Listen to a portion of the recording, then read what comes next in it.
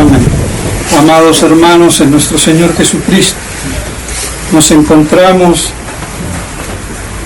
en el primer domingo después de Pascua, domingo in albis, que cierra la octava de la Pascua, y por eso entonces también se lo conoce como la Pascuilla, y con el otro nombre tomado del introito de Quasimodo.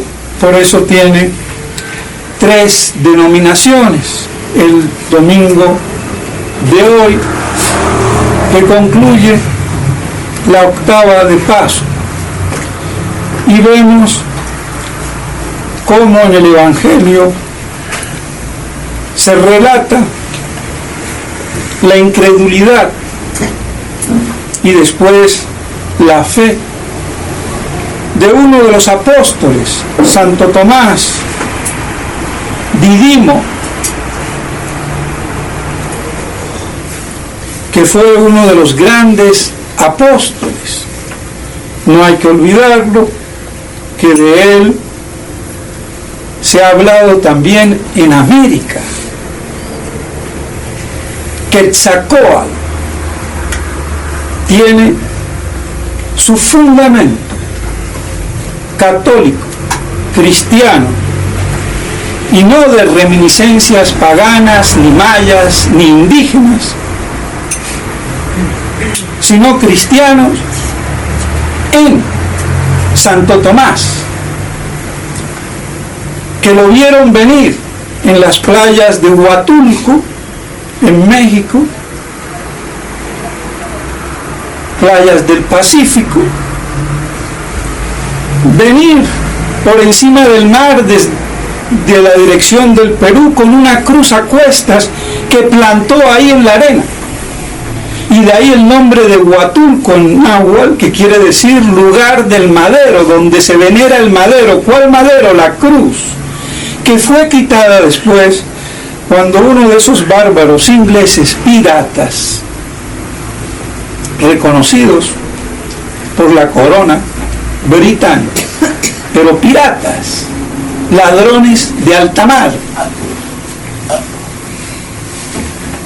por protestante que era, la quiso derribar, la quiso quemar, serruchar, no pudo, y de ahí cobró gran prestigio, a tal punto que con el tiempo se le iban quitando tantas astillas que comenzó a peligrar que se pudiera partir por el mismo peso. Y ahí fue cuando entonces el obispo de Oaxaca mandó a sacarla, y ahí sí salió sin ningún problema, una cruz plantada sin más en la arena, que duró muchísimo tiempo. Fíjense, desde la época de los apóstoles hasta que vino este inglés, que no me acuerdo bien el nombre, no sé si era Drake o Tomás, bien el nombre no me acuerdo. De todos modos, este famoso pirata, que no la pudo derribar, ni amarrándola a sus naves para derribarla, ni quemarla, ni serrucharla, ni hacharla, inmóvil. Y de ahí entonces se dividieron en 3 pedazos, y un pedazo, más o menos así, se apreciaba en la catedral de Oaxaca, y ahora está relegada en un rincón y como medio ahí que nadie la vea. Otro pedazo fue a parar a Roma y el otro no sé dónde más. La cuestión es que la presencia de Santo Tomás en México, en estas tierras de América, ya desde aquel entonces, y de ahí viene el famoso Quetzalcóatl, que quiere decir gemelo precioso, y Didimo, que era su nombre, es gemelo. Y por eso, después, por una corrupción, como todo, empezó a desvirtuarse ese Quetzalcóatl y a degenerar en lo que hoy la tradición indígena maya, náhuatl nos narra. Pero el origen es de allí, y a pocos kilómetros de Huatulco hay también, y lo vi en una piedra, las huellas que según los aborígenes dicen que fue cuando Santo Tomás se elevó y quedaron las huellas, y yo pude poner los pies ahí, un poco desdibujado, pero ahí estaban, calzaba perfectamente el pie, y ese lugar se llamaba Santo Tomás. Ahora ya le volvieron a cambiar el nombre para borrar los vestigios católicos. Y así entonces la leyenda del hombre blanco, barbado, que dijo que vendrían otros a predicar. Así fue también como San Brandon en el siglo V, VI o IV, no me acuerdo, de Irlanda, llegó a América también. Y por eso, toda esa tradición, que incluso los aztecas, cuando vieron a Hernán Cortés, se acordaron de lo que les había dicho Quetzalcóatl, que otros vendrían, porque Santo Tomás les dijo: aquí les dejo este símbolo de vuestra salvación, y otros vendrán que os predicarán. Y les enseñó muchas cosas, de orden incluso económico, social o como quieran, a labrar, a cultivar. Y por eso entonces esa gran tradición desvirtuada, malinterpretada, pero que tiene su origen católico. Y la prueba está la cruz de Huatulco, el mismo nombre, lugar donde se venera el madero, o se veneraba, porque ya la cruz fue por orden de la autoridad del obispo de la época removida para que no terminara destruida por la misma piedad de los fieles que se iban llevando las astillas. Pues bien, mis estimados hermanos, así entonces vemos cómo este gran apóstol, que podríamos decir el primer apóstol de América, con todo el fundamento, esto que cuento yo de Huatulco, no me lo invento, está consignado en un libro, la historia de Oaxaca, hecho por un sacerdote, que recopila esto y mucho más, y yo lo saco de ahí, no me lo invento.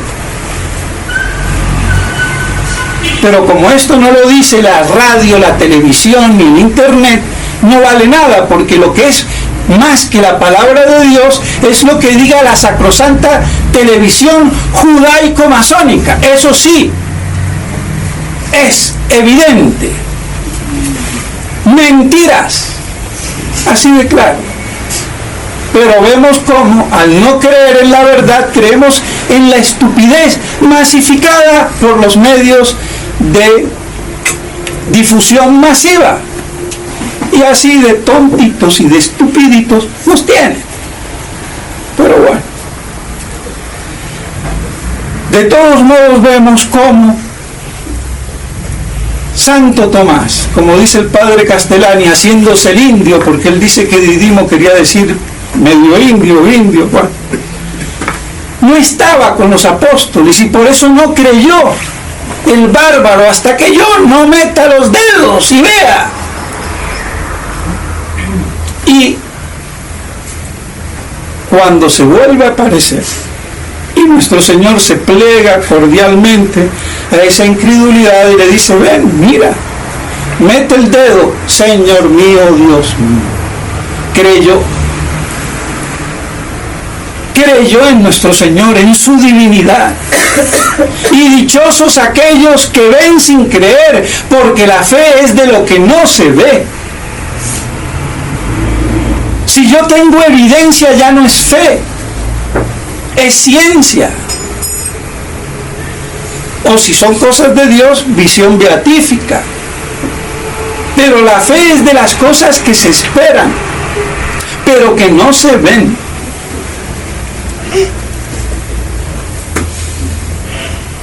Y por eso tuvo fe, porque a quien veía a nuestro Señor humanamente hablando, pero creyó que ese hombre que estaba ahí era Cristo, era el Mesías, el Hijo de Dios, el Verbo hecho carne, el Verbo encarnado.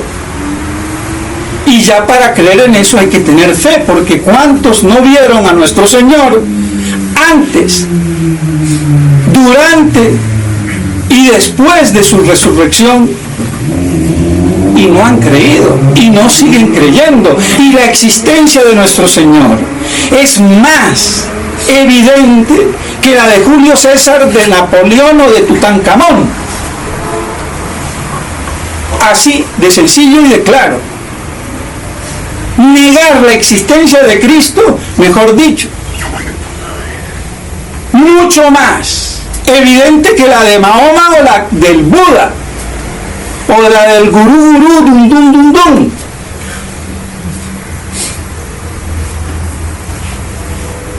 Pero una cosa es su existencia histórica y otra es creer que ese hombre de carne y hueso es Dios, es el Verbo. Y ese es todo el misterio de la fe, todo el misterio de la encarnación, que implica el de la Santísima Trinidad, porque no puede haber dogma de la encarnación del Verbo segunda persona si no hay tres personas en la Santísima Trinidad. Por eso los del Antiguo Testamento, que desearon ver el día del Señor como Moisés y Abraham, como lo dicen las Escrituras, creían en la Trinidad, y no como dicen los teólogos trasnochados, desconociendo lo que dice Santo Tomás, que la diferencia era que no había el conocimiento de la Trinidad. Si no había el conocimiento de la Trinidad, no es la misma fe, la de Abraham, la de Isaac, y la mía, y la de la Iglesia, y la del Nuevo Testamento. Para ser la misma fe tiene que ser trinitaria, no lo olvidemos. Si no es así, claro que puede decir Francisquito, Papanata, y me perdonan porque esa no se la rebajo. El que no quiera ver, allá él. Que no existe el Dios de los católicos. No existe. Claro que existe el Dios de los rabinos con el que él come allá en Roma. Si no existe el Dios católico, no existe Dios, porque el Dios que existe es uno y trino, Padre, Hijo y Espíritu Santo. Y eso especifica la fe católica, apostólica y romana. Y si no hay Trinidad, no hay fe. Y por eso decía Santo Tomás, desconocido por los teólogos y los jesuitas, y los que se han seguido, hasta el mismo Padre Castellani, como buen jesuita algo tenía que tener, que bastaba creer en un Dios redentor, no en un Dios trino. La diferencia estaba en que antes era esotérico, oculto la Trinidad.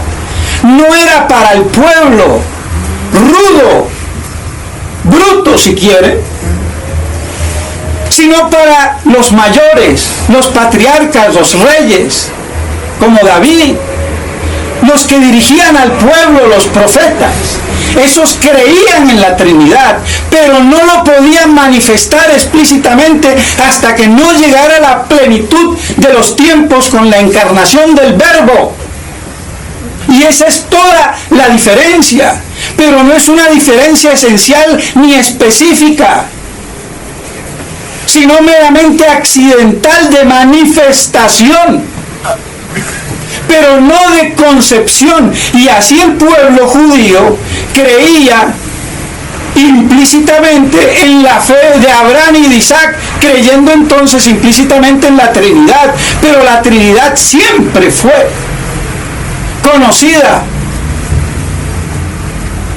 La diferencia está en la manera, restringida en el Antiguo Testamento y plena en el Nuevo, nada más. Lástima que esto parece chino, porque yo quiero saber qué sacerdote lo dice, lo sabe. Hasta ahora ni en la tradición conozco al primero, y quisiera conocer para poderles decir hermanos en el sacerdocio, porque es deprimente ver que los hermanos en el sacerdocio polulan por su falta de formación y conocimiento teológico de lo que ellos deben de conocer y transmitir. Entonces, nada de raro tiene que estemos donde estemos, porque si los buenos no conocemos la religión, ni sabemos cuáles son los parámetros, ¿qué podemos pedirle a los demás, a los modernistas? He ahí el problema. Y esto tan sencillo, tan claro y evidente, es lo que dice Santo Tomás. Pero como a Santo Tomás ya te comiste, ya te vas, por aquí entra y por ahí sale, lamentablemente. Pues bien, vemos cómo así Santo Tomás creyó, y se nos manifiesta entonces la importancia de la divinidad de nuestro Señor. Y ahí donde está nuestro Señor por la circuncisión, está el Padre y el Hijo. No están separados, son distintos personalmente, pero unidos, substancial, en esencia y en naturaleza, misterio. Pero el Padre no está allá y el Hijo está por allá. A donde está el Hijo está el Padre y el Espíritu Santo. Y por eso Él da testimonio de sí. Y lo da el Padre. Y lo da el Espíritu Santo, que son en el cielo la misma cosa. La misma entidad divina, el único Dios absoluto, eterno, infinito, inconmensurable y todopoderoso, en tres personas divinas.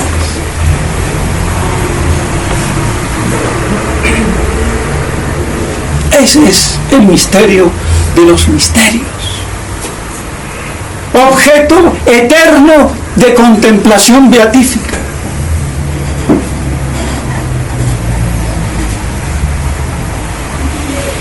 Revelado,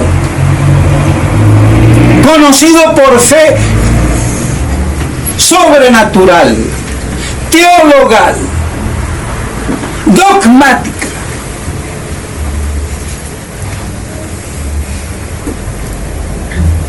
Por eso, dicho sea de paso, en Fátima, cuando dice Portugal conservará siempre el dogma de la fe, no dice la fe. ¿Por qué dice dogma de la fe y no fe? Porque fe, ¿cuántos hoy no hablan de fe? Pero de una fe sin cuño, como dice el padre Castellani, lo que distinguirá a los fieles en los últimos tiempos no es ya ni la fe en Cristo, que su nombre está deteriorado, como el cuño está ya borrado, malinterpretado. Lo que lo va a distinguir es la creencia en la segunda venida de Cristo. Y vemos cómo se perfilan las cosas. Porque todos hablan de Cristo. Y hasta los judíos, que lo reconocen como Mesías,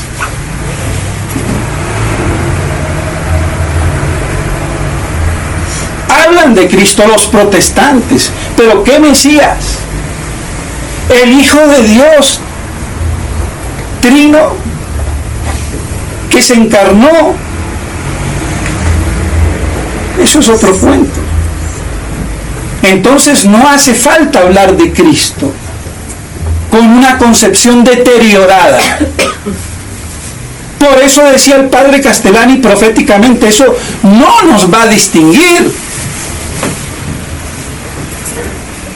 Lo que nos va a distinguir es la creencia en la segunda venida.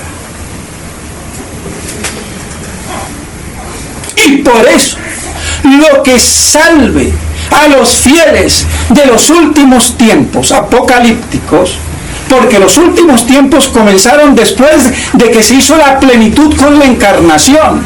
Entonces después vienen los últimos tiempos y el fin de los últimos tiempos, o justo antes de la parusía o segunda venida, que ya nos lo señala el hecho histórico del retorno de los judíos a la tierra prometida y el fin de la diáspora.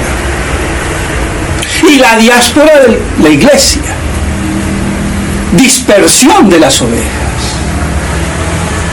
como hoy vemos, golpeado el pastor.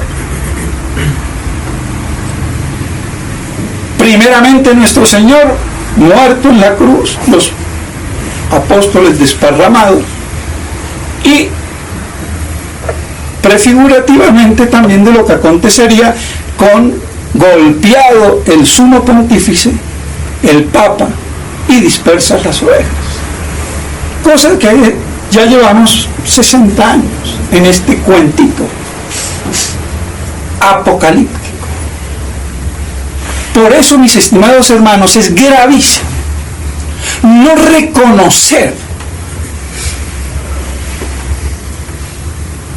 la crisis actual dentro del marco apocalíptico y de la gran apostasía que precederá a la venida de Cristo. Porque si no, esto no es la gran apostasía. ¿Y qué más apostasía puede haber? Y no es la última. Hecatombe. Por eso es necesario ser apocalíptico. No es una opinión, y opinión de aquellos que desconocen. Por eso todos los antiapocalípticos y antimilenaristas son judaicos, consciente o inconscientemente, porque están negando ante la evidencia que está en la gran apostasía, en la gran tribulación que precede la venida de Cristo. Y por eso el padre Castellani decía que los fieles de esos tiempos apocalípticos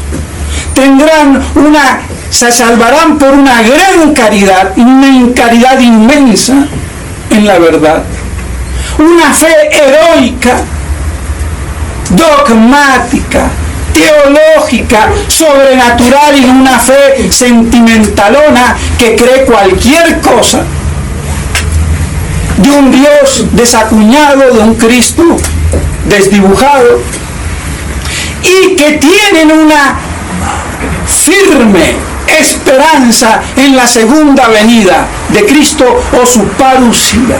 La bienaventurada esperanza de San Pablo, de San Pedro.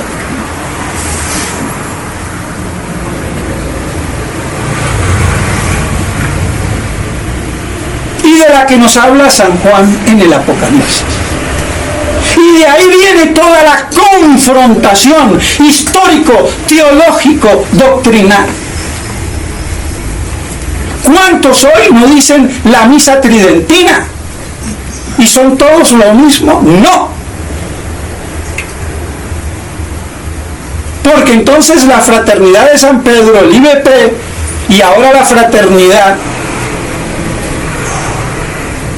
estarían bien y están mal.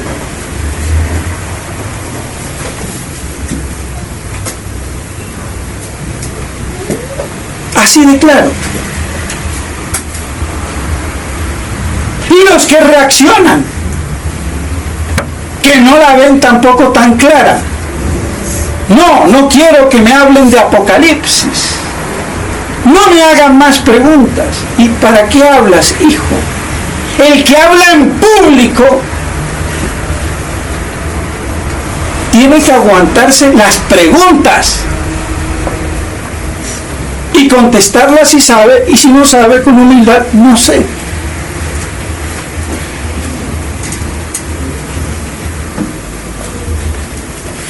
Pero no querer desviar la atención. Y ese es el problema hoy. Dentro de los católicos tradicionalistas que resisten, que resistimos. En esa resistencia iniciada con Monseñor Lefebvre y Monseñor de Castramaño. Y que los superiores de la fraternidad han traicionado. Porque Monseñor Lefebvre puso una distancia. Él iba a Roma, pero había una distancia. Monseñor Felé y Pflüger y compañía quieren hacer desaparecer esa distancia. Cuando les dice que esa es una nueva iglesia, que no tiene las notas de la divinidad de la verdadera iglesia. Y la primera nota es la fe, la unidad en la fe. Y de ahí viene la expansión de la santidad en el tiempo y en el espacio. La tradición apostólica. Una santa católica y apostólica. Pero sin fe se acabó. Y la fe dogmática como dogma de fe, que es lo que niega el protestantismo, la libertad religiosa. Sí, ten fe en la que quieras. No, la fe que recibo por el bautismo, por la iglesia, dogmática. Por eso decía Sor Lucía, el dogma de la fe y no simplemente la fe. Creo que queda archiclaro. Si es que hablo claro, eso es otro problema. Espero que sí.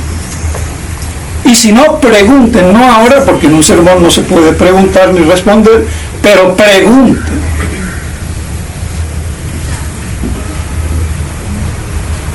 Así entonces, mis estimados hermanos, vemos con el Evangelio de hoy la fe en Cristo y en consonancia perfecta la epístola de hoy. ¿Qué es lo que vence al mundo? Vuestra fe, porque todo lo que sale de Dios vence al mundo. Si queremos vencer el mundo es con la fe dogmática.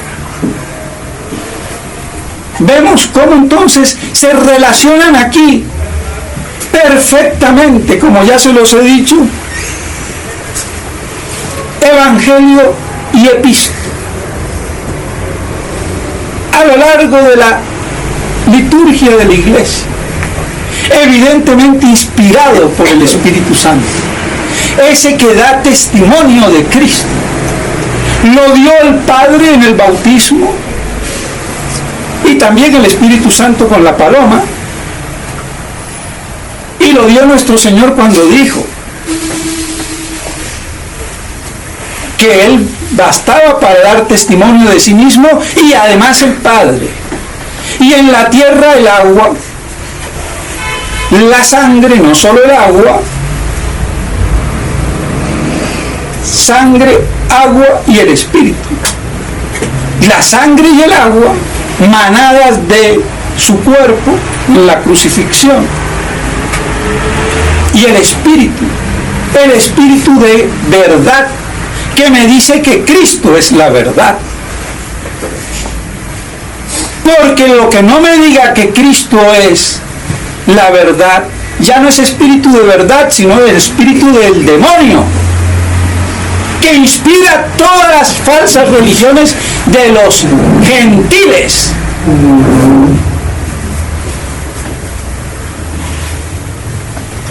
Y por eso ese testimonio es más que valedero.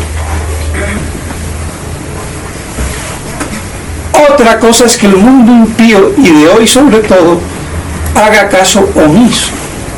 Que hoy en la iglesia conciliar o posconciliar contra la iglesia sinagoga de Satanás diga otra cosa. Por eso las distancias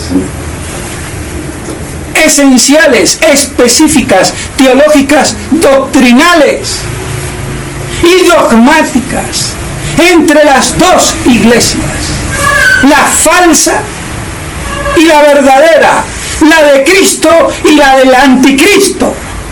Y para colmo y fin de remate de la peliculita, hoy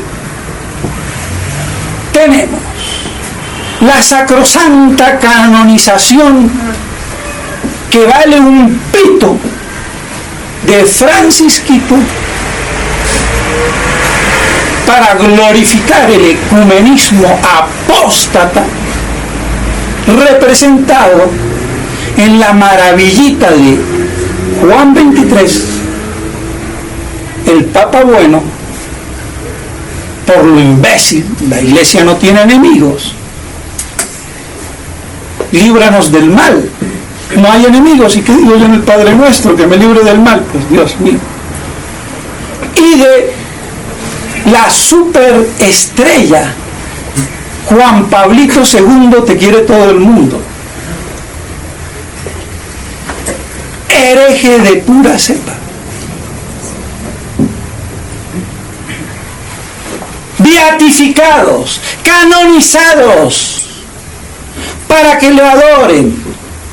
Y como me dijo alguien, ¿y no estarán adorando a la bestia? Le digo, no lo he pensado, pero me parece que sí. Y no lo he pensado porque a mí me importan un rábano las canonizaciones de esta gente, como la de Teresa de Calcuta y la de Escrivá de Balaguer. Y aunque canonicen al Padre Pío, será santo porque es santo, pero no porque lo canonicen. O el beato Ezequiel Moreno Díaz. Pero nos dan una de cal y una de arena para que así entremos en el cuento. ¿Qué valen esas canonizaciones? Doble error. Uno procesal, jurídico, teológico. Al cambiar los conceptos de canonización y de santidad, porque hoy en día todo el mundo se salva, no hay infierno, y el purgatorio ni se habla, pero bueno, no hay infierno. Si no hay infierno, todos son santos, todos, porque si van al purgatorio, que es pasajero, terminarán en el cielo, y así vacío el infierno, como decía Orígenes, gran padre de la iglesia y gran hereje también. Por eso no fue canonizado y murió como mártir a causa de las heridas, y su padre fue mártir. Pero también la iglesia, con ese contrapeso, pues no lo hizo, y se habrá salvado, pero no lo puso de ejemplo. Se habrá salvado si se arrepintió de su herejía. Y como dice Santo Tomás, que negaba al Logos, la divinidad de la esencia del logos, y por eso era una alogos. ¿Cómo se llamaban esas herejías en aquellos tiempos? O sea que no lo digo yo, lo dice Santo Tomás.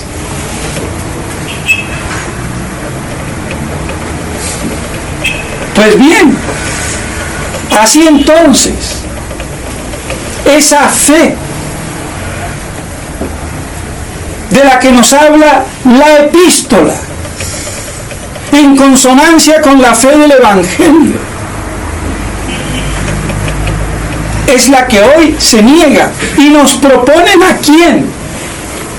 A Juan Pablo II, el superstar. Y es la bestia, no la única, porque la bestia de la tierra lo es tanto Pablo VI como Juan Pablo II, Ratzinger, 2 papas tenemos ahora, uno emérito y otro efectivo. Pero la bestia, pseudoprofeta, representada por el sumo pontífice de la nueva iglesia posconciliar del momento. Y ahora adoremos eso. Canonización. ¿Qué valen esas canonizaciones? Nada. Jurídica y teológicamente nada. Porque se han cambiado el proceso, los conceptos. La iglesia antes necesitaba 4 milagros, 2 para beatificación y comprobados, y archicomprobados, y otros 2 más para canonizar. Y no inventados, como el de Balaguer o como el de este. Porque si este es santo, yo soy marciano. Así que eso clarísimo. Entonces, desde ese punto procesal, jurídico, teológico, no vale nada. Y no tiene sentido. Si todos se mueren y aleluya, no hay infierno. Entonces, ¿qué valen las canonizaciones en ese contexto? Nada. Pero hay el otro problema del principio de la autoridad que lo hace. ¿Con qué autoridad? Estos antipapas usurpadores. Porque hay una usurpación. Hablan en el nombre de Dios para inocular, pontificando en la cátedra del error, como si fuera palabra de Dios. Eso no lo haría, mejor dicho, Anás y Caifás, pero ya no en la sinagoga, sino en el Vaticano. Peor. Y eso es lo que hoy se propone como canonización. Y canonizan la nueva iglesia, herética, apóstata y cismática. Por eso es adorar a la bestia. A esa bestia apocalíptica de la corrupción de la religión falsificada, sin cruz. Sin cruz. De un Cristo resucitado, pero sin cruz. Y hay que decirlo, la resurrección no es necesaria para la salvación de los hombres, porque la pasión y la muerte son archisuficientes para salvarnos. Otra cosa es que nuestro Señor tenía que resucitar por fuerza. Si es Dios, ¿cómo va a estar muerto como hombre? Pero en la resurrección está la evidencia de la victoria de Cristo sobre el pecado, el mal, la muerte. Pero la Santa Misa no es la resurrección, es la pasión y la muerte. Y eso es lo que me redime y me salva. Quede claro. Porque a uno le puede pasar sin querer deslizarse.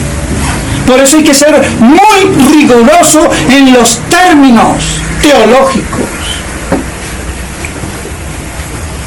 Tenerla claro. Y así todo, cuidado, porque hasta el más pintado se puede equivocar. Y por eso, si yo me llegase a equivocar o me equivoco, les agradecería a todo aquel que me lo haga saber. Y hablo de errores gruesos, porque de los otros, pues miles tendremos, pero por lo menos no tener errores que nos desvíen en la fe, directa o indirectamente. Pues bien, mis estimados hermanos, vemos al colmo a lo que se llega en este domingo in albis de conclusión de la octava: a alabar a la bestia entronizada, canonizada, la cátedra del error,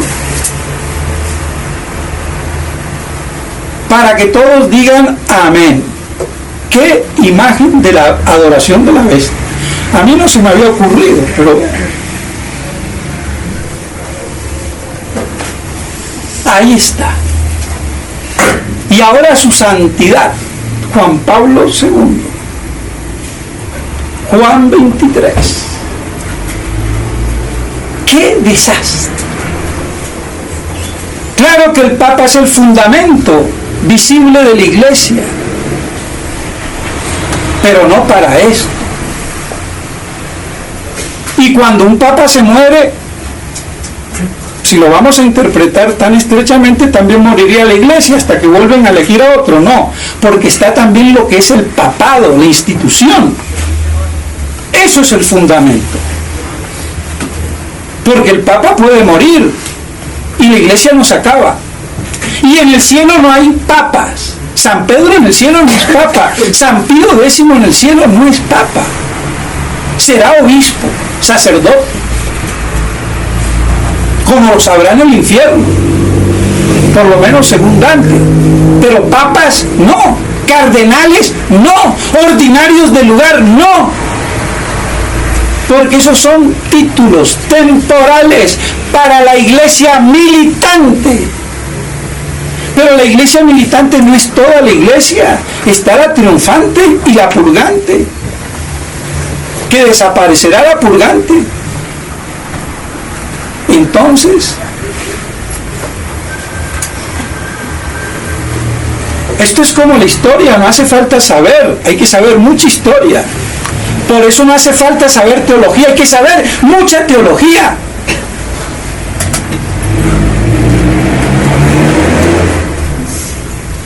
Y por eso disperso queda el rebaño cuando se golpea la autoridad. Y está golpeada y herida de muerte. Roma perderá la fe y será la sede del anticristo. Amén, su santidad Juan Pablo II. Amén, su santidad Juan 23. Amén. Más claro no puede ser. El fiel que no lo vea, pídale a la Santísima Virgen María que lo aclare. Pero hay que distinguir y estar bien separados. Esa no es la iglesia de Cristo, que ha sido reducida a proporciones individuales y familiares, domésticas, hasta que venga Cristo Rey e instaure y restaure todo en Cristo, como decía San Pío X, que ya hace 100 años y más hablaba del anticristo por venir, o que ya hubiera nacido hace un siglo pasado. Y nosotros ahora todavía reconociendo legitimidad al error, al cisma, a la ruptura, a la escisión, a la herejía y a la apostasía. Eso no puede ser teológicamente hablando. Aquí hay un problema grave que hay que estudiar. Y lo menos que puedo hacer es como San José: me retiro, no entiendo, pero no le llamo hinchazón o gordura a lo que es preñez. Y aquí está preñada la nueva iglesia posconciliar de errores y herejías. Y por eso Monseñor Lefebvre decía, son unos anticristos, son apóstatas.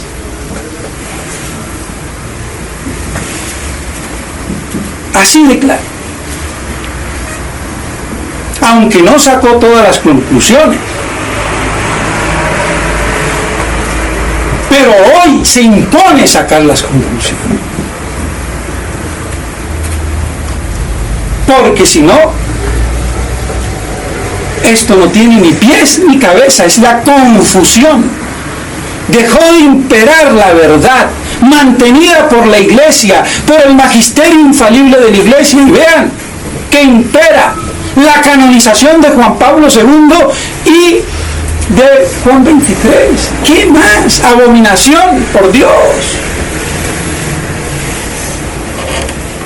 El colmo, el culmen. Pues bueno, a aguantar, mis estimados hermanos, con una caridad inmensa, con una fe heroica, no simple fe, heroica de héroes, esperando la bienaventurada esperanza de la segunda venida de nuestro Señor, la parusia. Y punto. Aquí no da para más. El que esté de pie, que no caiga. Y no todo el que dice Señor, Señor, es de Dios.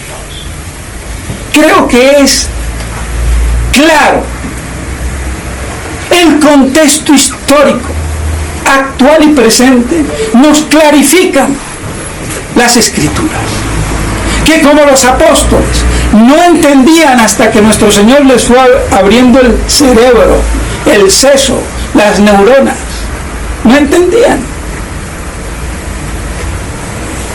Y así todo les dio el Espíritu Santo. ¿Pero y cómo? El Espíritu Santo para que perdonen los pecados, instituyendo la confesión.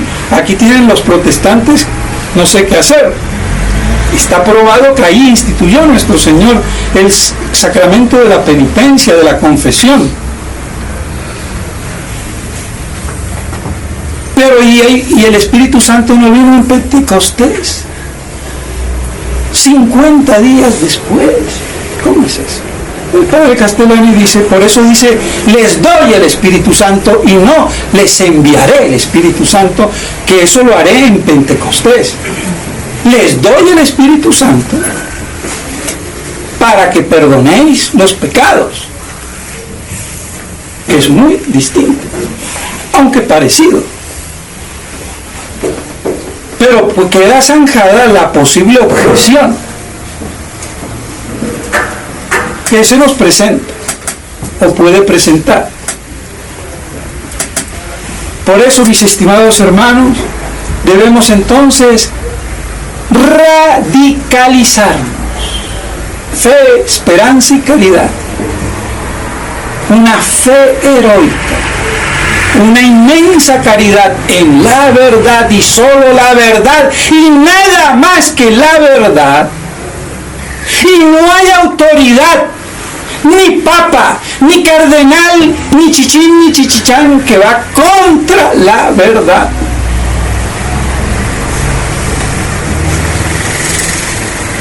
Porque Dios es la verdad. Cristo es la verdad. Y toda otra verdad participa de ello. Una fe heroica de gladiadores capaces de morir por defender la fe heroicamente en testimonio de Cristo, con la sangre, si así Dios lo requiere, lo solicita. Y no una fe de monjitas bigotudas o de monjitos imbéciles iguales que las vírgenes bobas, porque lo de las vírgenes bobas se aplica tanto para los hombres como para las mujeres.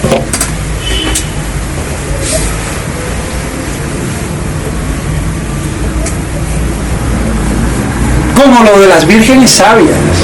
Y vaya si el clero no ha sido imbecilizado y estupidizado, porque con un clero docto e inteligente, no pasaría esto.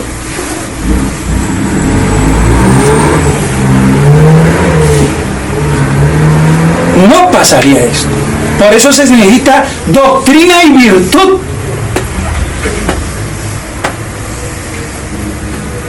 Y una esperanza firme en la parucía. Si no, no me salvo.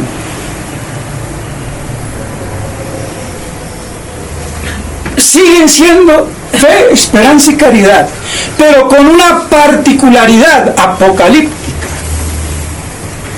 que hay que tener hoy para aguantar este desenlace que termina en la crucifixión de la iglesia, de Cristo en su cuerpo místico.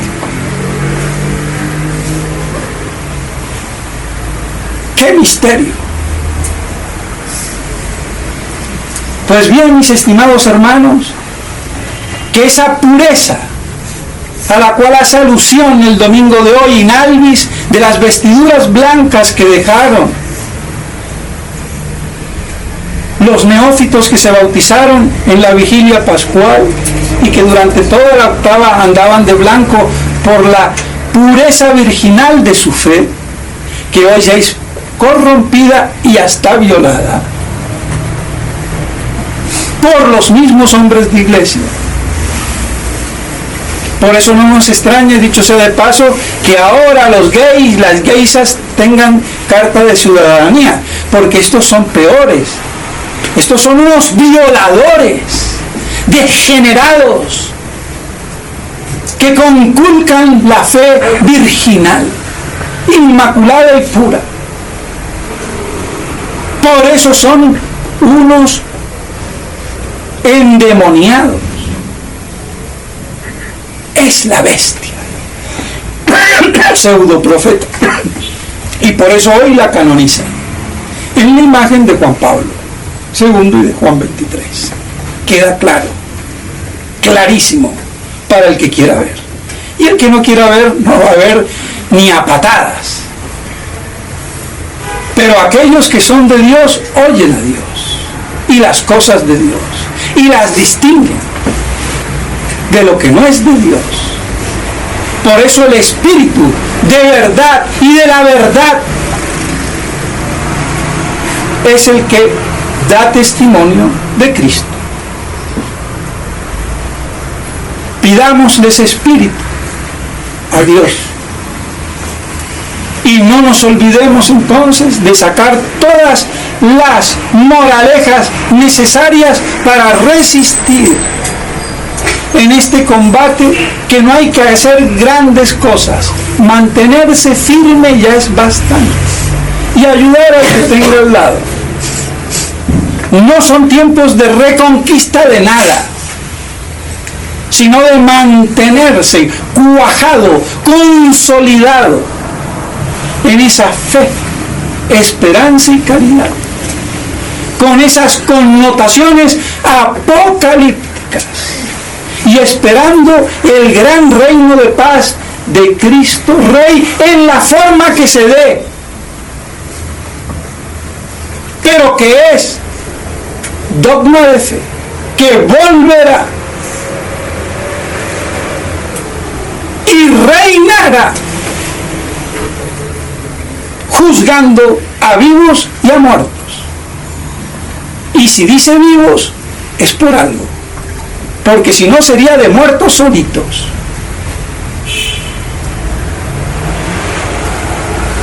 Y ese vivos es el reino llamado milenario de los 1000 años, o como quieran, es el reino de paz y prosperidad, donde habrá un solo rebaño bajo un solo pastor, una sola iglesia, una sola religión, una sola fe.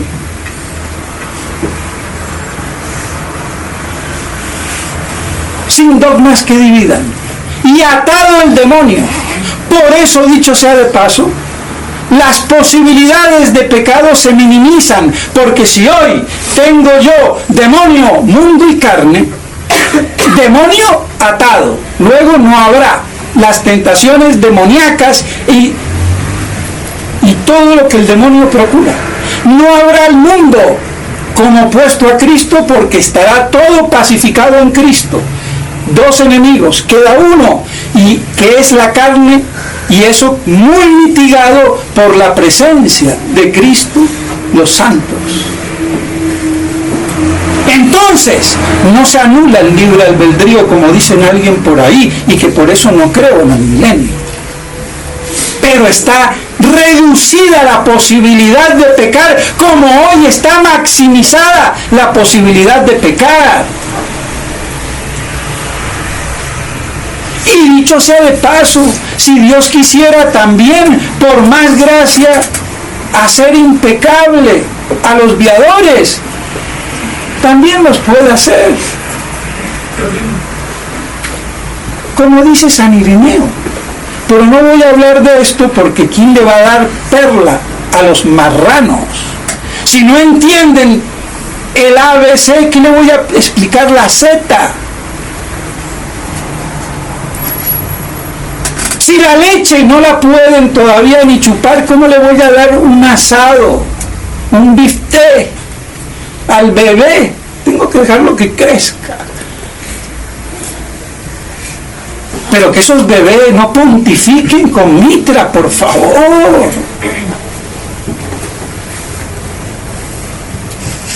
Pero no digamos tonterías. Y a mí no me vengan con tonterías. Pues bien, mis estimados hermanos, que esto nos sirva entonces para consolidarnos con esa fe heroica, esa inmensa caridad y esa bienaventurada esperanza en Cristo Rey. En nombre del Padre, del Hijo y del Espíritu Santo.